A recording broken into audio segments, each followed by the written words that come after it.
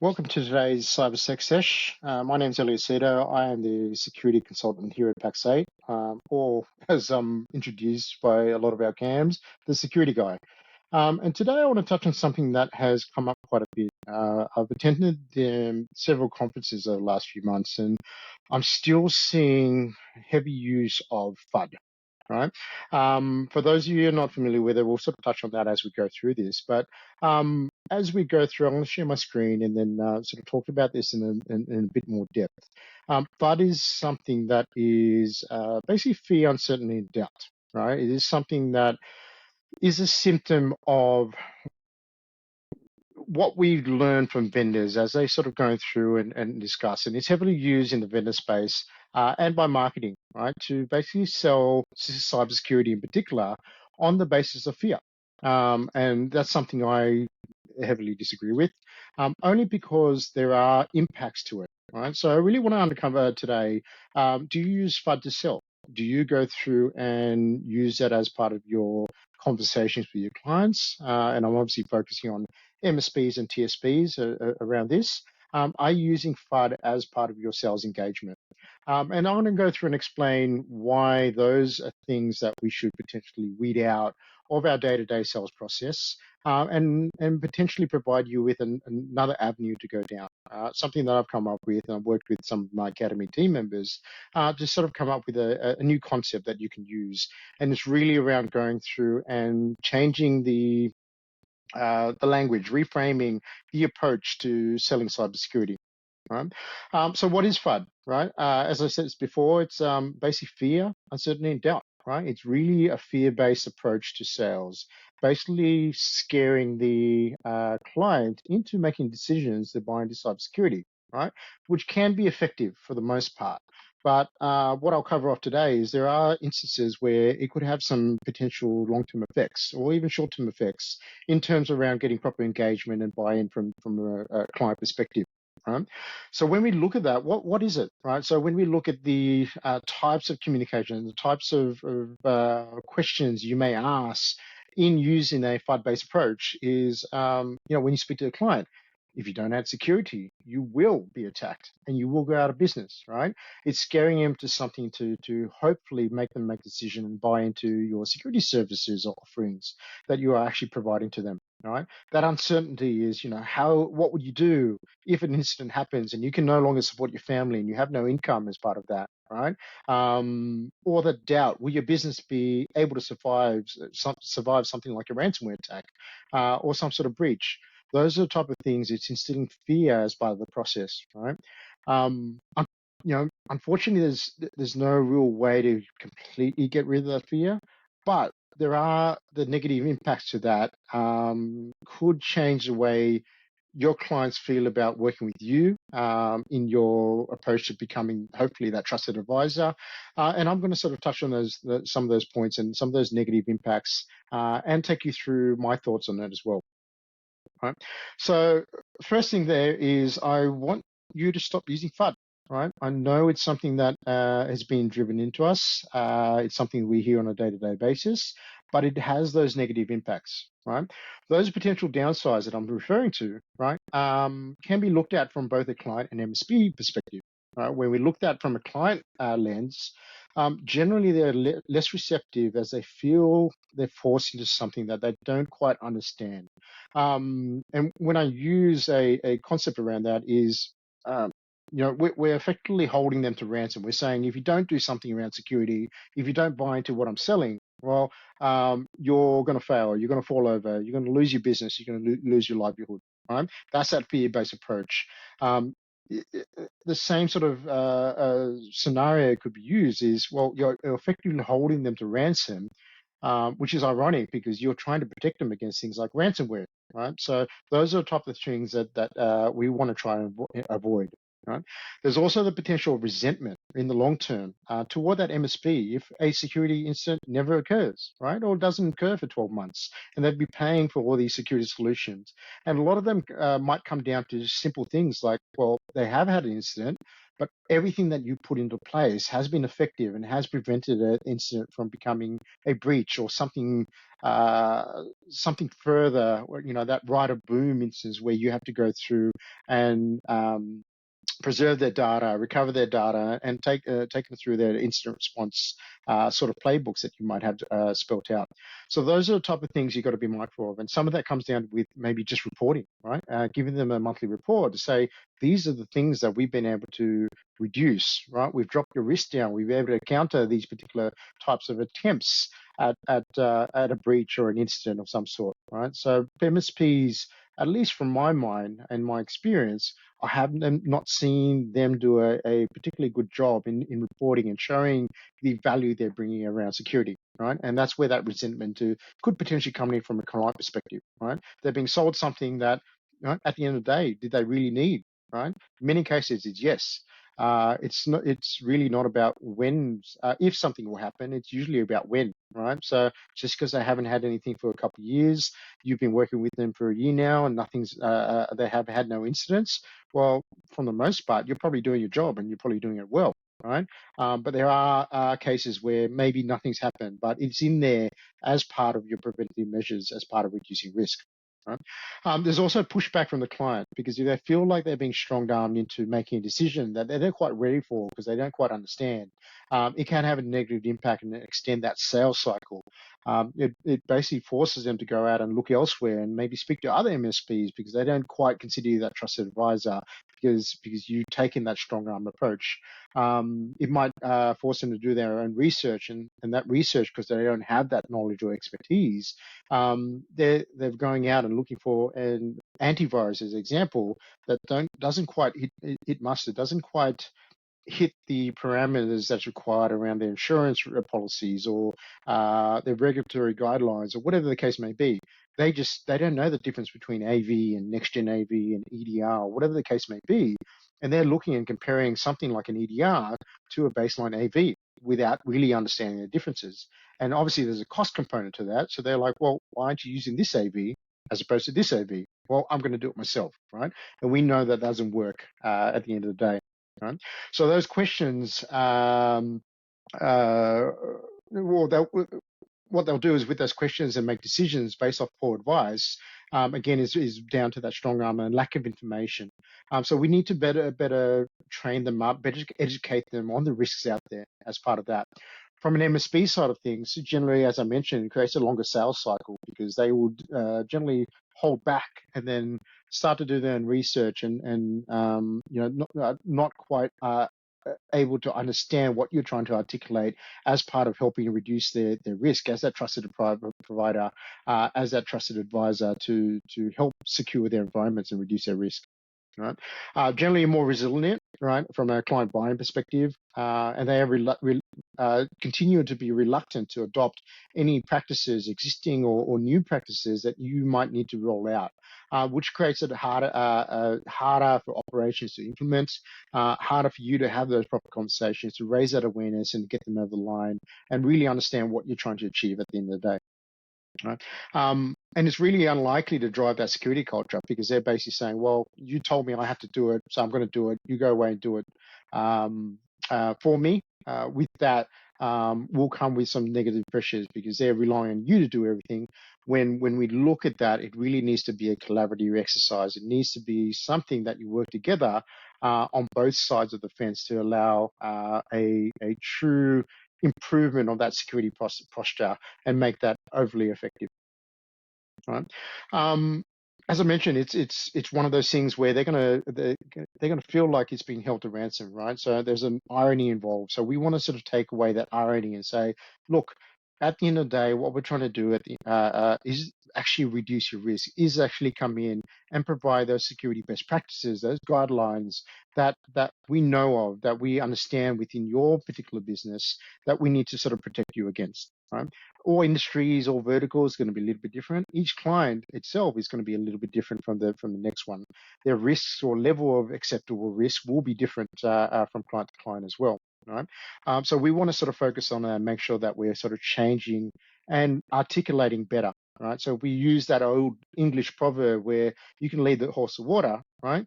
It's that thing where you're basically providing the customer that information, but to have a real effective security strategy and get proper buy-in and get them actually working with you, right?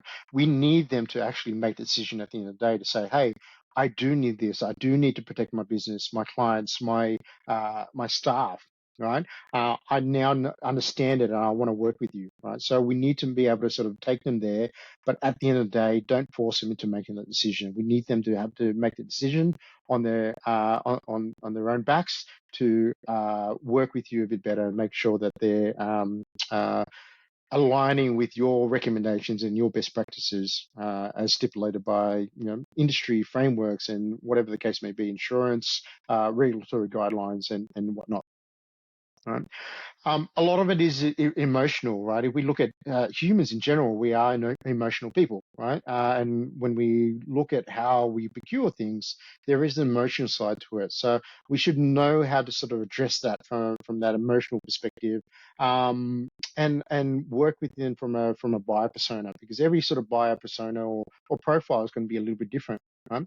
You need to understand how to articulate that to the correct person's relevant emotions and talk about the risk in their own specific language that they understand that's really specific to them, right? As an example, speaking to the board or a company director will be very different to if you're speaking to an operations manager or a technical person, right? We need to be able to identify what is meaningful for them, help them to go through and basically understand how risk applies to their specific needs and wants and their specific business holistically across the board, right? This will help, right? Once you get that on aligned, this will help increase the likelihood of really having substantial change to that company's security culture, right? Because a lot of the time is led from the top. We get the leaders on board.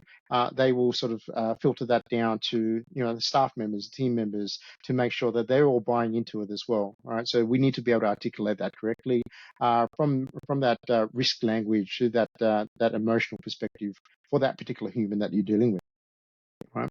So when we look at that, what do we do instead of working with FUD, right? Instead of working with fear, uncertainty, doubt, leading as part of our sales cycle, we should just sort of sit back and take a breath of fresh air, right?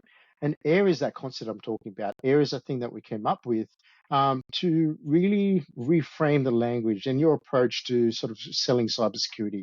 And a lot of it is somewhat similar to FUD, but it's just reframing the wording and using different sort of terminologies to address it, right? Really at the end of the day, like I said, you can't really get away from that fear altogether. There is always going to be a level of fear when you talk about cybersecurity and the potential risk to their client, right? But we can do so in another manner. We can do it in more positive light where we're actually sort of raising that awareness, right? And that's really what AIR is all about, right? To put it succinctly, is basically awareness, right? Instruct and responsibility, right? To break those down, and what I'm sort of talking about as taking the AIR approach is when we look at it from awareness perspective, we're talking about a risk that's specific to that client or that organization, right? We want to help them raise the awareness of their specific risk and their threats, right? Help them understand what that multi-layered approach looks like, because it's not just about putting a backup or an EDR or enforcing MFA. There's a lot more components we could do to help protect their risk, right? If they have regulatory requirements, if they have other things and compliance that need to be worried about, those are the type of things that extends their risk out that we need to sort of address through proper data management and information management as part of that. Right.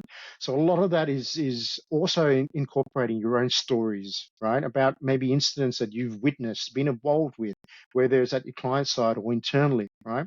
Those are going to show you how you address those and how you mitigate those threats, put into a real world scenario that could be applicable to that particular client, right? Or even vertical. Those are also going to sort of show your experience around that, because you're sharing what you've seen and you've shown that you've experienced this before, and you've put additional mitigating practices in place to make sure that you're learning from those mistakes, right? Don't hide behind that. Don't use that as something, well, that might make me look like a bad provider because I've been hit before. That's generally not the case. When we look at it from any other industry, you're generally going to go with someone that has experience around that, a lawyer, accountant, even plumbers and electricians. You generally want someone that knows what they're doing. You don't want someone that is straight out of university or straight out of TAFE, guessing as they go along and doesn't have that real world knowledge, right? So those experiences are something you should incorporate as part of raising the awareness and helping enlighten them as to, the what's and hows and what they should be concerned about, right? The instruct component of that is just an extension of awareness. Is basically, all right, now we've identified that risk. We've shown you what that risk is, right? These are the ways we could overcome that risk or minimize that risk for the most part. You're never going to get that to 100%, right? So at the end of the day, cybersecurity is about minimizing risk, right? So we want to do that for their specific business, for their specific needs, right?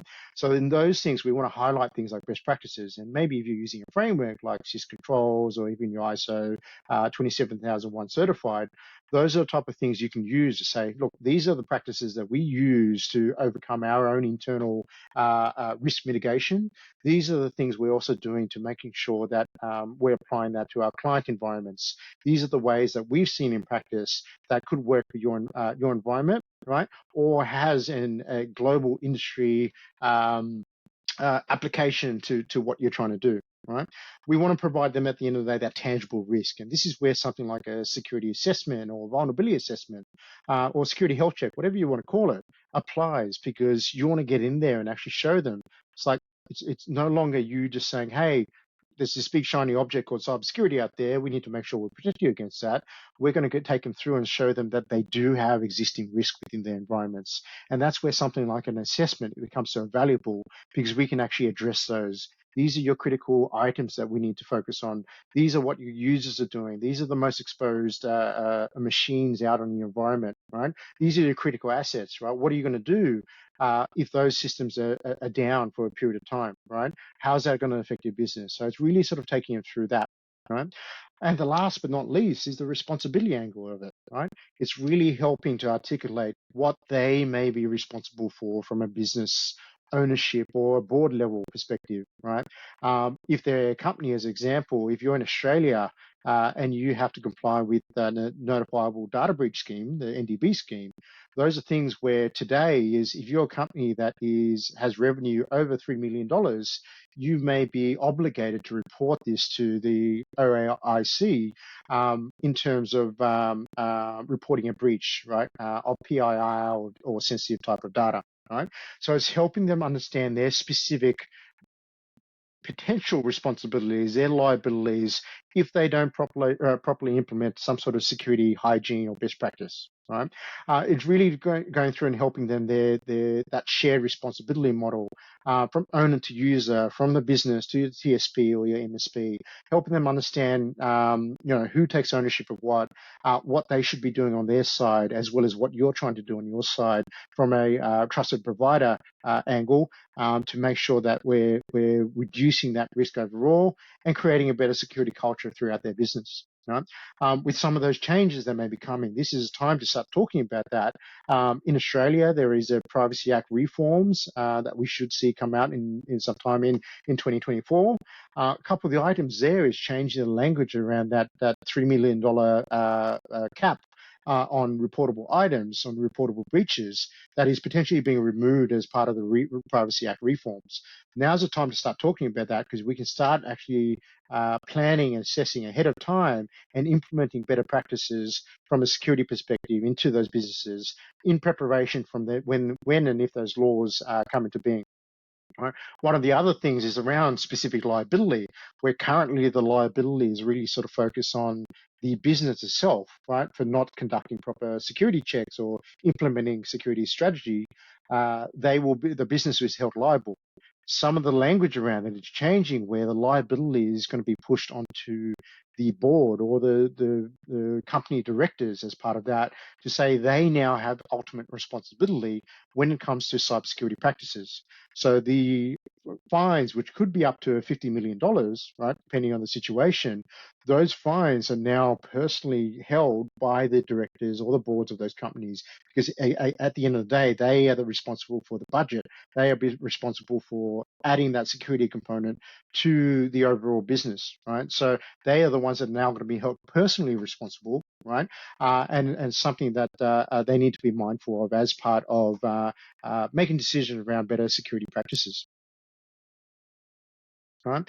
So when we look at awareness, instruct, and responsibility, that A.I.R concept, right, it is kind of like a sales methodology, but it's just a counter to FUD, right, at the end of the day. It shouldn't take away from other sales methodologies that you're using as part of your sales strategy, right? It's just articulating in a more positive light what we're trying to achieve and what we're trying to sort of work with the clientele. So we get better buy-in and we have a better overall experience at the end of the day. Because again, we want them to be brought into that decision-making process and making sure they completely understand what that risk is for themselves and that business to make better decisions overall, right? So repurposing or re-articulating those questions could be positioned like, do you know what your risks are, right? And then articulating what those risks are. If you're working with specific verticals, hopefully you've got a better idea and you can make comparisons to other clients that you're working with in that particular industry or vertical. Right. Then you can provide them with that information. Well, here are the risks that are affecting business like yours. Here are the risks that is potential within your business from a regulatory compliance body, right, that you need to be aware of. Maybe cyber insurance comes into play as part of that. This is what your insurance provider is recommending, and this is what you need to know about to not only have better security baseline, but also reduce your premiums as part of your cyber insurance policies as well. Right? Then that instruct is, well, here's that vulnerability scan or that security health check we did on your environment. These are the things that you could do to reduce your risk profile overall, right? And that responsibility is really sort of reframing those words to say, well, now that we've identified the risks, here are those additional responsibilities that you need to be aware of. Here are the potential liabilities, the compliance, the regulatory requirements, all of those things that you need to be aware of when making your decision, right? At the end of the day, right, as a TSP, we're here to guide you, right?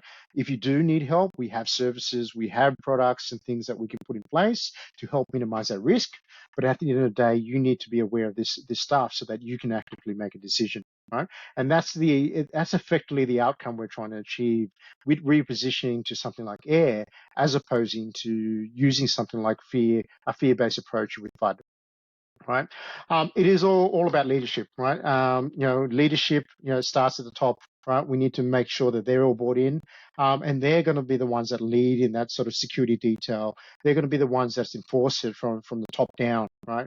Making sure that their team, their employees, their company in general have better policies, have better process and guidelines, so that everyone's buying into it. So it's not just something that the standard employee has. It needs to start from the top. It needs to be brought in. The CEO needs to sort of be leading by example there, the managing director, in taking on those practices, because they're generally the one that's most exposed, the most targeted, right? As from a threat actor perspective, if I'm going to go after someone, it'll be someone with access to financial data or that PII, that sensitive information, right? And that's generally the people at the top. Right, but that all works down into the different levels throughout that organization that we're trying to also go through and protect. Right. So really, when we look at that change of approach, as we look at something like A.I.R, the client should become more receptive. And I've seen businesses that without understanding or seeing this A.I.R approach that we've now come up with, are already doing this and have had a lot of positive experiences and impacts to their clients by taking a similar sort of consultative approach. They're generally more receptive, and they feel like they've been brought into that decision-making process. So now that they're actively involved, they understand the risks better, they understand their obligations better, and they will sort of come along with you on that journey. Right? It is that consultative risk approach that we're sort of redefining what we're doing, and it's not just leading with fear anymore. right? It's really about going through and raising that awareness, right? At the end of the day, we want them to know what they should be aware of, know what they should be doing, know where their liabilities are. And at the end of the day, what that is going to reinforce is that true partnership that you're trying to build, right? You're a managed service provider, you're a partner in some cases. That partnership is where you come in and say, hey, I want to be a part of your business growth. I want to be part of your security strategy. I want to work with you to make sure that we're meeting those guidelines, because your risk is my risk. We want to make sure that we're working together so that we have a better outcome. Right? From an MSP lens, that creates shorter sales cycles because they're more bought in. Right? That client buy-in is going to improve, which allows you to sort of lead as that trusted advisor. Increases the likelihood of really sort of changing that company security culture, because they're now understanding and bought into the whole process, right? Because you're, at the end of the day, making this more of a collaborative and guiding them as part of that decision-making process and that sales cycle, so that they know what they're doing at the end of the day, right? So at the end of the day, that's it. That's FUD. Right? That's why you shouldn't use FUD, I should say. And that's why you should look at something like A.I.R, right? And if you don't want to use the A.I.R concept, that's fine. But really going through and looking at from that consultative-based approach, that risk-based approach, really looking at it and speaking to the language of those humans you're talking to. Again, if you're talking to the board, speak to language that resonates with them. Speak to the business risks, their liabilities, maybe financial impacts around not conforming to security standards, or not going in and at least having a baseline in there, because they're typically the ones that push back. But if you're speaking to a compliance officer or a IT manager within that business, well, that's where you get a little bit more technical, right? They want to understand what you're actually doing in the back end to achieve that. Are you going through and implementing certain controls? Are you implementing a framework like CIS, like NIST, like the ISO 27001s, right? Being able to go through and articulate that. So hopefully this was helpful. Hopefully you got a little bit out today. This is something that we're going to be pushing out a lot more in PAX 8. And if you want to learn more about this, or if you want to have a little bit more information around sort of going down that journey on taking more of a consultative approach, we have team members that can sort of take you through that. I run courses that sort of talk about that from a packaging perspective around cybersecurity. Feel free to reach out to your CAM at PAX 8 and set up some time with myself or any one of the teams that can help you with that. All right. Thank you again for joining one of my sessions, and hope to see you soon.